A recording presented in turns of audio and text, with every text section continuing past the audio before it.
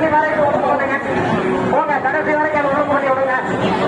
போங்க நடுவுல நீட்டா இது பண்ணி விடுங்க. கொஞ்சம் தயவு செய்து பொதுமக்கள் யாரும் கோபிச்சுக்காதீங்க, பக்தர்கள் யாரும் கோபிச்சுக்காதீங்க.